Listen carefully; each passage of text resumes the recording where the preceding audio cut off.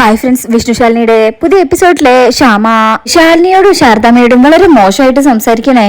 നിങ്ങൾ ഇങ്ങനെയൊക്കെ ചെയ്യാറും എനിക്ക് എന്റെ ജീവിതം നോക്കിയല്ലേ പറ്റൂ, എനിക്കറിയാം എന്താ ചെയ്യേണ്ടതെന്ന് എന്ന് പറഞ്ഞ് അകത്ത് പോകാൻ തുടങ്ങുമ്പോ ശാരദാമ്മ പറയും, ശ്യാമേ നീ വെറുതെ ഇല്ലാത്തത് വിളിച്ച് പറയല്ലേ. കുറച്ചു ദിവസമായിട്ട് നീ ഇവിടെ എന്തിനും ഏതിനും ബഹളം വെക്കുക. നിന്നെ ഞങ്ങൾ ഇവിടെ കൊണ്ടുവന്ന് പിടിച്ച് കെട്ടി വെച്ചിരിക്കുന്നത് പോലെയാ നിന്റെ സംസാരം. ഇതിന് മാത്രം പറയാൻ മാത്രം ഞങ്ങൾ എന്ത് തെറ്റാ ചെയ്തത്? എല്ലാം നീ ആയിട്ട് തുടങ്ങി വെച്ചതിന്റെ തുടർച്ചയാണ് ഇപ്പൊ നീ അനുഭവിക്കുന്നത്. അത് നീ മറക്കണ്ട ശാലിനി.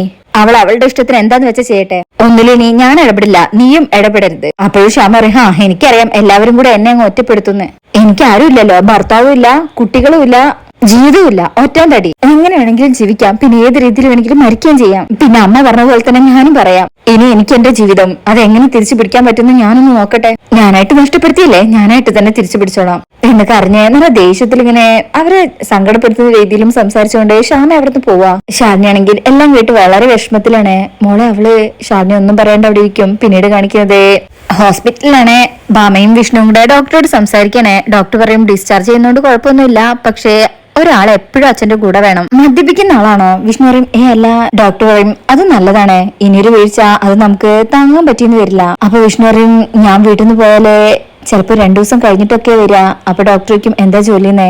ഞാൻ ലോറി ഡ്രൈവറാ. ഡോക്ടർ പറയും, ഓക്കെ, പിന്നെ ചില രോഗങ്ങൾ നമുക്ക് കൺമുന്നിൽ കാണാം, അത് കണ്ട് നമ്മൾ ചികിത്സിച്ചാൽ മതി. അതിന്റെ റിസൾട്ട് നമുക്ക് അപ്പൊ തന്നെ കിട്ടും. എന്നാൽ ചിലത് അൺപ്രഡിക്റ്റബിൾ ആയിട്ടുള്ള കാര്യങ്ങളാണ്. അതിന് നമ്മളെ മുൻധാരണകളും ഭാവിയിലെ വരാവുന്ന രോഗങ്ങളുടെ ലക്ഷണങ്ങൾ കണ്ട് നമ്മൾ ഇപ്പൊ തന്നെ ചികിത്സിക്കണം. അത്തരത്തിലൊരു രീതിയാണ് എനിക്കിപ്പോ ഇവിടെ ചെയ്യാൻ പറ്റുന്നത്. അതുകൊണ്ട് രണ്ടുപേരുടെയും സഹായം എനിക്കിവിടെ ആവശ്യമാണ്. ഞാൻ പറയുന്ന രീതിയിൽ കൃത്യമായിട്ട് ട്രീറ്റ്മെന്റ് ചെയ്താൽ നമുക്കിത് മാറ്റിയെടുക്കാവുന്നതേ ഉള്ളൂ. വിഷ്ണു അല്ല ഡോക്ടർ ഇതുവരെ അച്ഛന്റെ അസുഖം എന്താണെന്ന് പറഞ്ഞില്ല. ഡോക്ടർ പറയും, നാഡീവ്യൂഹത്തിനുണ്ടാകുന്ന തകരാറുകൾ ഭാവിയിലെ പല പ്രശ്നങ്ങളും സൃഷ്ടിക്കാറുണ്ട്. ഉദാഹരണത്തിന് പലതും മറക്കാനും ഓർക്കാനുള്ള കഴിവാണ് ജീവിതത്തെ മുന്നോട്ട് നയിക്കുന്നത്. അങ്ങനെയാണല്ലോ നമ്മൾ പൊതുവെ പറയാറ്. അതിനെന്തെങ്കിലും ഒരു രീതിയിൽ തടസ്സം വന്നാല് എല്ലാം തീർന്നില്ലേ? അങ്ങനെയൊന്നും ഉണ്ടാവാതിരിക്കാനുള്ള ഒരു ട്രീറ്റ്മെന്റ്, അതാണ് ഇപ്പൊ നമ്മളിവിടെ ചെയ്യേണ്ടത്. ഭാമയ്ക്കും വിഷ്ണുവിനും കാര്യമായിട്ട് അങ്ങ് മനസ്സിലായിട്ടില്ല. ഡോക്ടർ മെഡിസിൻ എഴുതി കൊടുക്കും. എന്നിട്ട് 2 ആഴ്ച കഴിഞ്ഞ് എന്നെ ഒന്ന് വന്ന് കാണണം എന്ന് പറയുമ്പോൾ ഡോക്ടർ ഇന്ന് ആ പ്രിസ്ക്രിപ്ഷൻ വാങ്ങിച്ചിട്ട് അവരവിടുന്ന് പോകാൻ തുടങ്ങുമ്പോൾ ഡോക്ടർ വിഷ്ണുവിനോട് അവിടെ നിൽക്കാൻ പറയാം. അമ്മ അച്ഛൻ്റെ അടുത്ത് പോയിക്കോട്ടെ. അപ്പൊ വിഷ്ണു പറയും, അമ്മ പൊക്കൊന്നല്ലേ. അങ്ങനെ ഭാമ അവിടുന്ന് പോവാണ്. എന്താ ഡോക്ടറെ പ്രത്യേകിച്ച് എന്തെങ്കിലും? ഡോക്ടർ പറയും, അച്ഛനെ നീ തനിച്ച് പുറത്തേക്ക് വിടരുത്, ഒറ്റയ്ക്കാന്നുള്ള തോന്നൽ പോലും ഉണ്ടാവരുത്. അതായത് എപ്പോഴും ഒരാൾ കൂടെ തന്നെ ഉണ്ടാവണം. ഞാൻ പറയുന്നതിന്റെ സീരിയസ്നെസ് മനസ്സിലായി കാണുമല്ലോ അല്ലേ? നന്നായി അച്ഛനെ കെയർ ചെയ്തിട്ടില്ലെങ്കിൽ ഭാവിയിൽ പല പ്രശ്നങ്ങളും ഉണ്ടായെന്ന് വരാം. ബി കെയർഫുൾ എന്ന് പറയുമ്പോഴും വിഷ്ണുവിന് കാര്യങ്ങളങ്ങ് വ്യക്തമായിട്ടില്ല. വിഷ്ണു ആന്ന് പറയും. പിന്നീട് കാണിക്കുന്നത് ഭാമ രാഘവേട്ടന്റെ അടുത്ത് എത്തിയിട്ടുണ്ട്. രാഘവേട്ട ഇപ്പൊ വേദനയില്ലല്ലോ, നെഞ്ചില് കെട്ടി നിൽക്കുന്ന പോലെ ഒന്നുമില്ലല്ലോ. അപ്പോഴും രാഘവേട്ടൻ ഇല്ലാന്ന് പറയും. വേദന ഉള്ളതായിട്ടൊന്നും തോന്നില്ല. ഭാമയ്ക്കും തലയ്ക്ക് അസ്വസ്ഥയില്ലല്ലോ. അങ്ങനെയൊന്നുമില്ല. ഭാമ പറയും, പ്രത്യേകിച്ച് കുഴപ്പമൊന്നുമില്ലെങ്കിൽ വീട്ടിൽ പോയി റെസ്റ്റ് എടുത്താൽ മതി എന്നാ ഡോക്ടർ പറഞ്ഞത്. അതാ ചോദിച്ചത്. രാഘവേട്ടൻ പറയും, ഇല്ല ഇപ്പൊ അങ്ങനെ കുഴപ്പമൊന്നുമില്ല. ഭാമയ്ക്കും, അല്ല ഇന്നലെ എന്താ സംഭവിച്ചതെന്ന് വല്ല ഓർമ്മയുണ്ടോ? എന്തൊക്കെയോ സംഭവിച്ചിട്ടുണ്ട്, ഒന്നും അങ്ങോട്ട് ഓർക്കാൻ പറ്റുന്നില്ല. പിന്നെ ഇന്നലെ ഉപേന്ദ്രൻ വന്നിരുന്നല്ലേ? അപ്പൊ ഭാമ, രാഘവേട്ടാ. അപ്പോഴേക്കും വിഷ്ണു അങ്ങോട്ട് വരുന്നുണ്ട്. രാഘവേട്ടൻ ചോദിക്കും, അല്ല എന്നെ ഇവിടെ ആരോ കൊണ്ടുവന്നത്? പറ ഭാമേ, എന്നെ ഇവിടെ കൊണ്ടുവന്നതാരാ? ഭാമ മുഖം തിരിക്കും. വിഷ്ണു പറയും, കൊണ്ടുവന്നത് ശാലിനിയാണ് അച്ഛാ. രാഘവേട്ടൻ ചോദിക്കും, ശാലിനിയാണോ എന്നെ ഇവിടെ കൊണ്ടുവന്നത്? ഭാമ പറയും, പിന്നല്ലാതെ സംസാരിക്കണമെന്ന് പറഞ്ഞേ ശാലിനിയെ വിളിച്ചത് രാഘവേട്ടനല്ലേ? ഞാനോ? അതെപ്പോ? ഞാനതൊന്നും ഓർക്കുന്നേ ഇല്ല. നല്ല ശക്തിയായ നെഞ്ചുവേദനയായിരുന്നു, തീർന്നു പോകുന്ന വിചാരിച്ചത്. ദൈവത്തിന്റെ എന്തോ കാരുണ്യം കൊണ്ടാ രക്ഷപ്പെട്ടത്. വിഷ്ണു പറയും, ഹോ അപ്പൊ ഇങ്ങനെ ഒരു അവസ്ഥ വന്നപ്പോ അമ്മയുടെ ദുരഭിമാനമൊക്കെ മാറ്റിവെച്ച് ശാലിനിയോട് സംസാരിച്ചല്ലേ? അപ്പൊ അമ്മയ്ക്ക് ശാലിനിയെ വിളിച്ച് സംസാരിക്കാനൊക്കെ അറിയാം. ഭാമ പറയും, ഞാൻ ആരുടെയും സഹായം ആവശ്യപ്പെട്ടിട്ടില്ല. ഞാൻ നീ ഉണ്ടോന്ന് തിരക്കി, പിന്നെ കാര്യം ചോദിച്ചപ്പോ അച്ഛന് നെഞ്ചുവേദനയാണെന്ന് പറഞ്ഞു, അല്ലാണ്ട് ഞാനൊന്നും പറഞ്ഞിട്ടില്ല. വിഷ്ണു പറയോ, അത് മതിയല്ലോ. അച്ഛന് നെഞ്ചുവേദനയാണെന്ന് പറഞ്ഞു കഴിഞ്ഞാ പിന്നെ അവിടെ കിടന്ന ശാലിനിക്ക് ഉറക്കം വരുമോ? അപ്പൊ അവള് അപ്പൊ തന്നെ വണ്ടിയും കൊണ്ട് വന്നല്ലോ ഇല്ലേ?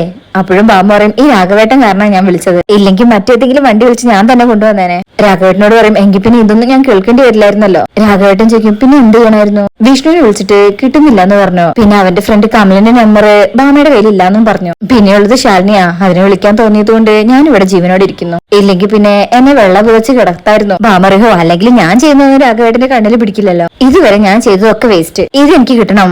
കഷ്ടപ്പെടുന്നത് ഞാനും കൈയടി വാങ്ങിക്കുന്നത് മറ്റുള്ളവരും. വിഷ്ണു ദേഷ്യവരുത്തേ. പിന്നെ ഹോസ്പിറ്റലാണെന്ന് കരുതിയിട്ട് ഇത് ഹോസ്പിറ്റലാണ് എന്റെ അമ്മേ. ശാലിനി ചെയ്തത് നല്ല കാര്യല്ലേ? നല്ല കാര്യം ചെയ്താൽ നല്ല കാര്യം തന്നെ പറയണം. രാഘവേട്ടൻ പറയും, അതൊന്നും പറഞ്ഞ ഇവൾക്ക് മനസ്സിലാവില്ല. അതിനെ മനസ്സിലായപ്പോ നന്മയൊക്കെ വേണേ. വിഷ്ണുവിന്റെ കുറവ് അറിയിക്കാതെയാ ശാലിനി ഇന്നലെ വന്ന് കാര്യങ്ങൾ ചെയ്തത്. അതെന്തുകൊണ്ടാ? ശാലിനി വിഷ്ണുവിന്റെ ഭാര്യ ആയതുകൊണ്ടാ. വിഷ്ണുവിന്റെ അച്ഛനെയും അമ്മയെയും അവള് സ്വന്തം അച്ഛനെയും അമ്മയും പോലെ നോക്കുന്നത്. പിന്നെ ശാലിനി ഇങ്ങനെ നമ്മളെ കുറ്റം പറയുന്നൊന്നും അവനറിയരുത്. അവനറിഞ്ഞാലേ അവനിവിടെ വന്ന് ബഹളം ഉണ്ടാക്കും. ഇത് കേൾക്കുമ്പോ വിഷ്ണുവും ഭാമയും ഞെട്ടാണ്. അല്ലെങ്കിലും ഇത്രയൊക്കെ ഉപകാരം ചെയ്തു തന്ന അവന്റെ ഭാര്യയെ നമ്മൾ കുറ്റം പറയുന്നത് ശരിയാണോ? അവനെങ്ങാനും ഇപ്പൊ ഇത് കേട്ടോണ്ട് വന്ന എന്ത് ചെയ്യും? രാഘവേട്ട, ഭാമ ഇങ്ങനെ ഞെട്ടി നിൽക്കാ. വിഷ്ണുവും പറവാമേ, അവൻ കേട്ടോണ്ട് വന്ന എന്ത് ചെയ്യും? വിഷ്ണുക്ക് അച്ഛന്റെ ആട്ട കാര്യം പറയുന്നത് വേറെ ആട്ട കാര്യടാ, വിഷ്ണുവിന്റെ കാര്യം തന്നെയാ. ഇത്രയും ഉപകാരം ചെയ്ത അവന്റെ ഭാര്യയെ കുറിച്ച് നീ ഇങ്ങനെ പറഞ്ഞെന്നറിഞ്ഞ ആർക്കാ സങ്കടം ഉണ്ടാവേണ്ടിയിരിക്കുന്നേ? ഇത് കേൾക്കുന്ന വിഷ്ണു അങ്ങ് ഞെട്ടും. ഭാമയും രാഘവേട്ടൻ പറയും അതുകൊണ്ട് ഇതൊന്നും അവൻ അറിയണ്ട. ഭാമ ഇങ്ങനെ ഞെട്ടി നോക്കുമ്പോ രാഘവേട്ടൻ ചോദിക്കും എന്താ നോക്കുന്നത്? വിഷ്ണു ഇതൊന്നും അറിയണ്ടെന്നാ പറഞ്ഞത്. ഭാമയും ഞെട്ടിലോടെ നീക്കും. വിഷ്ണുക്കും അച്ഛൻ എന്തൊക്കെയാ പറയുന്നത്? അച്ഛാ, ഞാനല്ലേ ഇവിടെ നിൽക്കുന്നത്, അച്ഛൻ എന്തൊക്കെയാ പറയുന്നേ? ഞാൻ വിഷ്ണു അല്ലേ നിൽക്കുന്നത്? അപ്പൊ രാഘവേട്ടൻ ചോദിക്കും നീയെ പോകുന്നേ? നീ പെട്ടെന്ന് ചെന്ന് ഡോക്ടറെ ഒന്ന് കണ്ടിട്ട് വാ, നമുക്ക് പോകാൻ പറ്റുമെന്ന് ചോദിക്കേ. എനിക്കിപ്പോ കുഴപ്പമൊന്നുമില്ലടാ, എല്ലാം മാറി, വേദനയൊന്നും ഇല്ലെന്നേ. ചെന്ന് ഡോക്ടറെ കണ്ടിട്ട് വാ, നമുക്ക് നമ്മുടെ വീട്ടിൽ പോവാം, വാ പോവാന്നേ എന്ന് പറഞ്ഞവിടെ എഴുന്നേൽക്കാൻ തുടങ്ങുമ്പോ മാമയും വിഷ്ണുവും കൂടെ പിടിച്ചടക്കെടുത്തും പോവാം, നമുക്ക് ഉടനെ പോവാം, അച്ഛനിപ്പോ ഒന്ന് കിടക്ക്, ഞാനേ അച്ഛനൊന്ന് ഉറങ്ങി എഴുന്നേൽക്കുമ്പോഴേക്കും ബില്ലൊക്കെ ഒന്ന് സെറ്റ് ചെയ്തിട്ട് വരാം. എന്നാ പിന്നെ അത് കഴിഞ്ഞിട്ട് പോവാല്ലേ, പോണം, ഇവിടെ ഇങ്ങനെ കിടക്കാൻ വയ്യ. ഈ സമയം വിഷ്ണു ഇങ്ങനെ ആലോചിക്കും, ഡോക്ടർ പറഞ്ഞത് ശരിയാ, അച്ഛന്റെ ഓർമ്മ എങ്ങോട്ടോ കൈവിട്ട് പോകുന്നുണ്ട്, ഈശ്വര ഇനി അച്ഛനും കാണും എന്ന് പറഞ്ഞ് വിഷ്ണു ഇങ്ങനെ കരയുന്നുണ്ട്. ഭാമയാണെങ്കിൽ ഇങ്ങനെ ഷോക്കായി നിൽക്കണേ. രാഘവേട്ടൻ എന്തൊക്കെയോ പിച്ചുമ്പയും പറയുന്നുണ്ട്. അതിനുശേഷം പിന്നീട് കാണിക്കുന്നത് ശ്യാമ സത്യമ്മയുടെ പഴയ വീട്ടിലെത്തിയിരിക്കുകയാണ്. അവിടെ ഓട്ടോയിൽ വന്ന് ബാഗും കൊണ്ടാണ് ഇറങ്ങി വരുന്നത്. അങ്ങനെ അകത്തേക്ക് കയറുമ്പോ ഉണ്ടാകും അവിടെ ഇങ്ങനെ മദ്യക്കുപ്പികൾ നിരത്തി വെച്ചിരിക്കുന്നത്, ഒരാളെ സ്റ്റിക്കർ ഒട്ടിക്കുന്നത്. ശ്യാമ അങ്ങ് ഞെട്ടും, നിങ്ങൾ ആരാ, നിങ്ങൾ എന്താ ഇവിടെ ചെയ്തോണ്ടിരിക്കുന്നത്? അപ്പൊ അയാൾ പറയും നിങ്ങൾക്ക് എന്താ കണ്ണില്ലേ, ഞാൻ എന്താ ചെയ്യുന്നത് കാണുന്നില്ലേ, കുപ്പിയിൽ ലേബൽ ഒട്ടിക്കുന്നു. എന്തിനാ ചോദിച്ചത്? അയാളൊന്നും പറയുന്നില്ല. അപ്പൊ ശ്യാമ ഒരു കുപ്പി എടുത്ത് സ്മെൽ ചെയ്ത് നോക്കും, ഇത് മദ്യക്കുപ്പിയാണല്ലോ. അപ്പോഴേക്കും പുറത്തുനിന്ന് ഒരു ചെറുക്കൻ ഓടി വരും. ഇതൊക്കെ പറയാൻ നിങ്ങളാരാ എന്ന് പറഞ്ഞാൽ കുപ്പി അങ്ങ് വാങ്ങിക്കും. നിങ്ങൾ ആരെ ഇങ്ങോട്ട് കയറ്റി വിട്ടത്? സെക്യൂരിറ്റി. അപ്പോ സെക്യൂരിറ്റി അങ്ങോട്ട് വരും. ശ്യാമ ഇതെല്ലാം കണ്ട് ഞെട്ടി നിൽക്കണേ.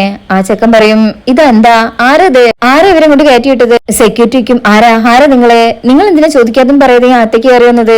ശ്യാമ പറയും ഞാൻ എന്റെ വീട്ടിലേക്ക് വരാൻ തന്റെ അനുവാദം ചോദിക്കണോ? നിങ്ങളുടെ വീടോ? ഇതേ രോഹിത് സാറിന്റെ ഓഫീസാ. രോഹിത് സാറ് പറഞ്ഞിരിക്കുന്നത് ഒരാളെയും അനുവാദം ഇല്ലാതെ അകത്തേക്ക് കയറ്റി വിടരുതെന്ന്. ശ്യാമ പറയും എന്നാലേ ആ രോഹിത് സാറിന്റെ ഭാര്യ ഞാൻ, എനിക്ക് ഇവിടെ വരാൻ ഒരാളുടെ അനുവാദം വേണ്ട. അപ്പൊ അവള് പറയും മാഡം പ്ലീസ് രോഹിത് സാറിനോട് ചോദിക്കാതെ. ശ്യാമ പറയും ഒരു സാറിനോടും താൻ ചോദിക്കണ്ട. അപ്പോഴേക്കും എന്താ എന്ന് വെച്ച് ദേഷ്യഭാവത്തിലെ രോഹിത് അങ്ങോട്ട് വരികയാണ്. എന്താ ഇവിടെ ഒരു ബഹളം, പ്രശ്നം എന്താ? സെക്യൂരിറ്റി പറയും സാർ ഇവര് എന്താ നിനക്ക് വേണ്ടത്? അവരവരുടെ പണി ചെയ്യട്ടെ. ശ്യാമയ്ക്കും ഇതാണ് പണി, ഈ മദ്യക്കുപ്പികളിലെ ലേബൽ ഒട്ടിച്ച് ആളെ കൊല്ലുന്നതാണോ പണി? രോഹിത് പറയും ഇത് എന്റെ ബിസിനസ് ആണ്. ശ്യാമ പറയും ഇത് ബിസിനസ് അല്ല, കാശുണ്ടാക്കാനുള്ള എളുപ്പ വഴി, ഇത് ഈ വീട്ടിൽ പറ്റില്ല.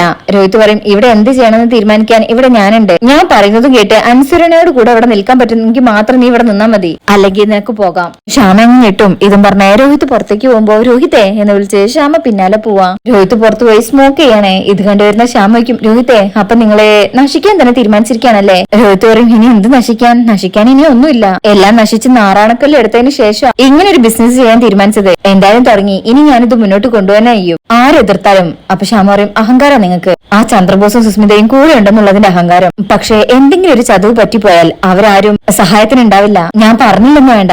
രോഹിത് പറയും ജീവിതം തന്നെ വേണ്ടെന്ന് വെച്ചവന് ഇനി എന്ത് വന്നാൽ എന്ത് വന്നില്ലെങ്കിൽ എന്ത്, ഇവിടെ പല ബിസിനസ്സുകളും നടക്കും, നിങ്ങൾക്കൊരു ബുദ്ധിമുട്ടും ഉണ്ടാവില്ല, അത് ഞാൻ ഉറപ്പ് തരാം, അത് മാത്രമേ തരാൻ പറ്റൂ.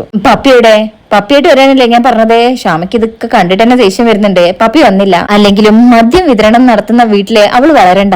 രോഹിത് പറയും അത് നീയാണോടി തീരുമാനിക്കുന്നത്? നീ ഇവിടെ നിൽക്കണമെങ്കിൽ നിന്റെ കൂടെ പപ്പി ഉണ്ടാവണം, പോയി പപ്പിയെ കൂട്ടി വാ, പപ്പി ഇല്ലാതെ നീ ഇതിനകത്ത് കയറാൻ ഞാൻ സമ്മതിക്കില്ല. ശ്യാമ പറയും ഏതു നേരത്തും പോലീസ് വന്ന് കയറുന്ന വീട്ടിലല്ല എന്റെ മോള് വളരേണ്ടത്, എന്റെ മോൾക്ക് നല്ലൊരു ഭാവിയുള്ളതാ, അത് കളഞ്ഞു കുടിക്കാൻ ഞാൻ തയ്യാറല്ല. രോഹിത് വീണ്ടും പറയും നീ ഈ വീട്ടിൽ ജീവിച്ചു പോണെങ്കിൽ നിന്റെ കൂടെ പപ്പി വേണം, പപ്പി ഇല്ലാതെ നിനക്ക് ഇവിടെ കഴിയാന്ന് നീ വിചാരിക്കേണ്ട, നീ ചെന്ന് പപ്പി വിളിച്ചോണ്ട് വാ, എന്നിട്ട് നീ ഇവിടെ പുറത്താ മതി എന്ന് പറഞ്ഞ് രോഹിത് അവിടുന്ന് പോകും. ശ്യാമയാണെങ്കിൽ ഇത് കണ്ടിങ്ങനെ എല്ലാം കേട്ടും ഞെട്ടി നിൽക്കണേ. രോഹിത് അവിടെ ചെന്ന് മദ്യക്കുപ്പികളൊക്കെ വേഗം ഇങ്ങനെ കയറ്റാനായിട്ട് ആവശ്യപ്പെട്ടാണ്. എത്ര നേരമായി എന്നൊക്കെ ഇങ്ങനെ ദേഷ്യപ്പെടുന്നുണ്ട്. ശ്യാമ ഇങ്ങനെ നോക്കി നിൽക്ക. പിന്നീട് കാണിക്കുന്നത് സത്യമ്മയുടെ വാടക വീട്ടിലെ നൂർജഹാൻ ഉണ്ട്, അതുപോലെ ശാന്തേച്ചിയും പൊന്നിയും വന്നിട്ടുണ്ട്. ശാന്തേച്ചി വരും കാണുന്നില്ലല്ലോ പൊന്നി അവരെ. അതെ വരേണ്ട സമയം കഴിഞ്ഞു എന്നിങ്ങനെ പറഞ്ഞു നിൽക്കുമ്പോഴേക്കും കാർ അവിടെ എത്തും. അങ്ങനെ രാഘവേട്ടനെ അകത്തേക്ക് കൊണ്ടുവരാണ്, വരാന്തയിൽ ഇരുത്തും. കുഴപ്പമൊന്നുമില്ലല്ലോ അച്ഛാ എന്ന് വെച്ച് നൂർജഹാൻ അടുത്തിരിക്കും. ഇല്ല മോളെ, ഡോക്ടർ എന്ത് പറഞ്ഞു വിഷ്ണുവേട്ടാ? മരുന്നൊക്കെ തന്നിട്ടുണ്ട്, പിന്നെ ശരിക്കും ശ്രദ്ധിക്കണം എന്ന് പറഞ്ഞു. രാഘവേട്ടന്റെ പ്രവൃത്തിയിലൊക്കെ എന്തൊക്കെയോ പ്രശ്നമായിട്ട് തോന്നുന്നുണ്ട് കേട്ടാ. അങ്ങോട്ടും ഇങ്ങോട്ടൊക്കെ ഇങ്ങനെ നോക്കി നിൽക്കാ. നൂറ് പറയും അച്ഛനെ ഇനി പുറത്തേക്ക് വിടണ്ട. രാഘവേട്ടൻ പറയും നിങ്ങളൊക്കെ എന്നെ രോഗിയാക്കി മാറ്റുകയാണല്ലോ. വിഷ്ണു ഒരു ബോധം ഉണ്ടായാൽ മതി. പിന്നെ ഈ ഒറ്റയ്ക്കുള്ള നടപ്പും ആ വഴി പോയിട്ടുള്ള അച്ഛന്റെ നടപ്പും ഉണ്ടല്ലോ, അതൊന്നും ഇനി സമ്മതിക്കില്ല, പോരാർന്നേ.